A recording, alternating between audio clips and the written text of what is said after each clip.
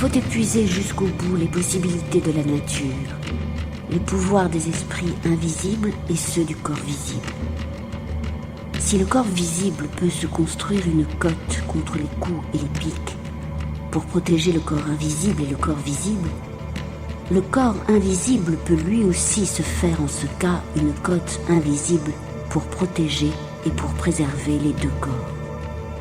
Donc, le corps invisible peut guérir le corps visible, ce qu'aide à comprendre la lumière naturelle.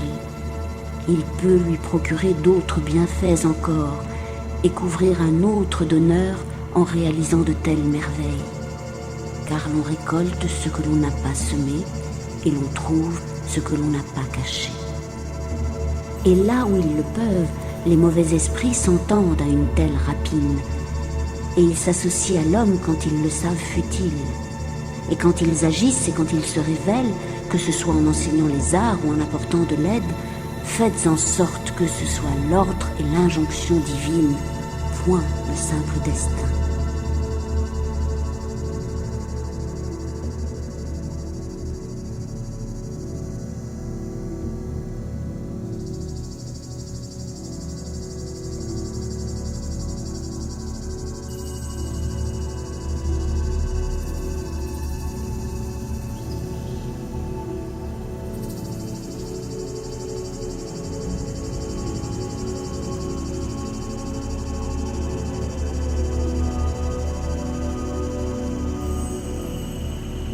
Il faut comprendre qu'il y a deux mondes qui forment deux hommes dans un seul corps. C'est pourquoi sont si admirables les créatures qui doivent être apprises si haut dans la lumière de la nature, en ce que Dieu a fait d'invisible en elles. De même aussi dans ce que nous avons de visible.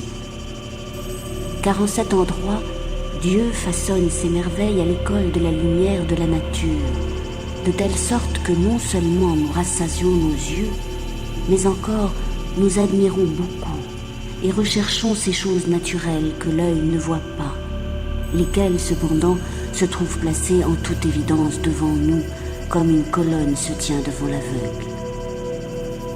Par cette perception des yeux, ma compréhension est augmentée, parce que dans la lumière de la nature, les choses invisibles qui doivent devenir visibles sont si clairement indiquées.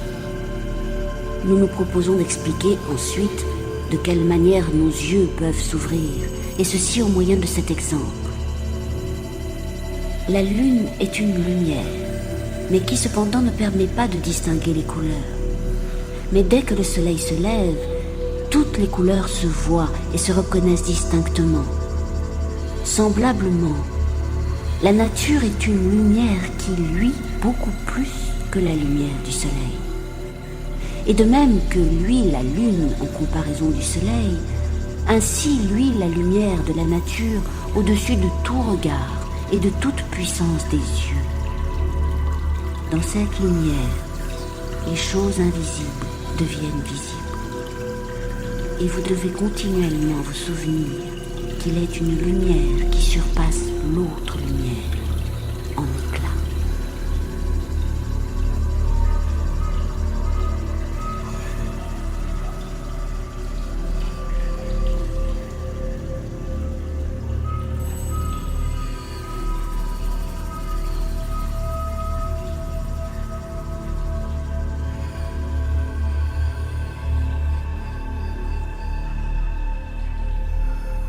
Le cœur est le soleil. Et de même que le soleil opère dans la terre et par lui-même, le cœur pareillement opère dans le corps et lui-même aussi. Et si toutefois il n'y a pas de splendeur du soleil, la splendeur du corps existe cependant, et c'est le cœur qui la manifeste. Car du cœur, assez de splendeur découle vers le corps. De même, la lune équivaut au cerveau, et réciproquement, mais en esprit cependant, et non en substance.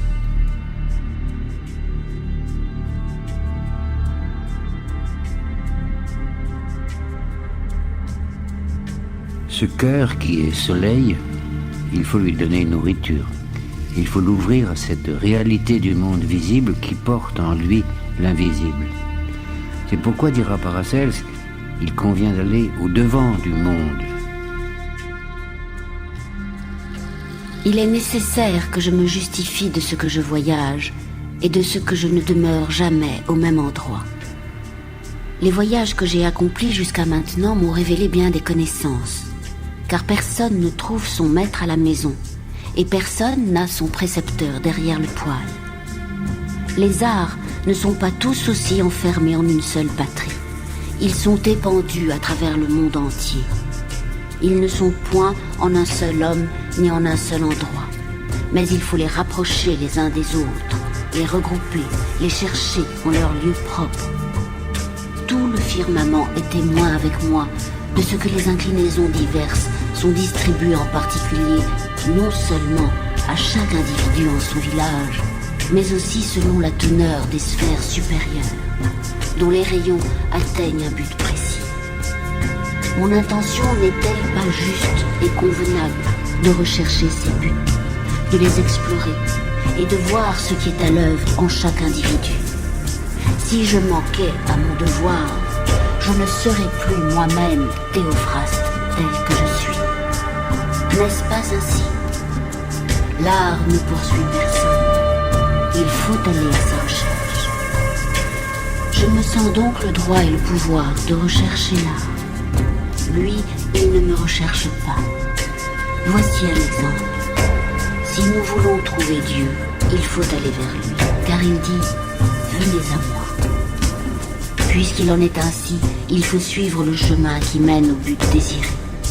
Aussi, si quelqu'un veut voir une personne, un pays, un lieu, connaître ce lieu et ses habitudes, l'essence de son ciel et des éléments, faut-il se mettre à sa poursuite? Car il est impossible qu'il aille à sa propre poursuite. Chaque homme qui veut voir et apprendre doit donc aller à la recherche. Il doit s'informer avec conscience, et lorsqu'il trouve quelque chose de parfait, il doit poursuivre et continuer ses recherches. Comment un bon cosmographe ou géographe peut-il grandir derrière le poêle? La vue ne fournit-elle pas aux yeux une base véritable? Laissez-moi vous préciser cette donnée fondamentale. Que peut faire le faiseur de compote derrière le poêle? Que peut donc faire le charpentier sans le témoignage des yeux? Quelle chose peut être prouvée sans la vue?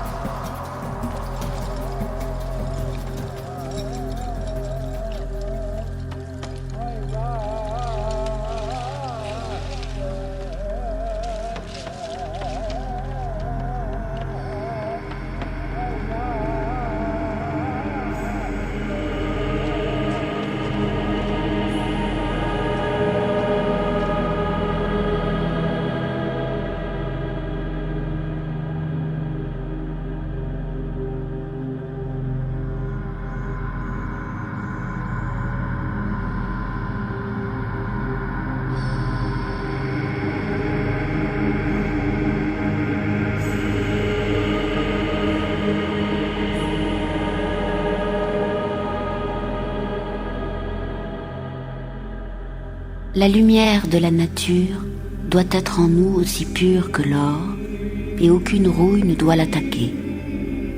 Et la base s'effondre dès qu'elle est altérée.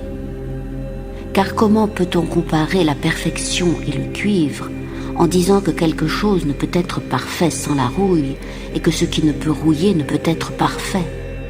Ce qui est parfait ignore la rouille. Voyez la lumière suprême des apôtres, dénuée de défauts, de rouille et d'imperfection. Judas, lui, n'a rien de comparable à la rouille. Le rôle auquel il a été prédestiné ne porte aucunement atteinte à la lumière suprême. Il a vécu dans le nom de lumière parce qu'il était du nombre des apôtres, et il n'y a jamais eu en lui que ce seul nom de lumière. Sachez donc bien distinguer l'erreur. Il s'écarte de la vraie lumière naturelle dans la mesure où l'ordre est rompu, car il ne peut y avoir d'erreur sans cette rupture de l'ordre. Il faut bien contredire ceux qui se vantent de limpidité et de clarté. La rupture de la lumière naturelle date de l'enfance. L'entendement bestial s'est mis en avant.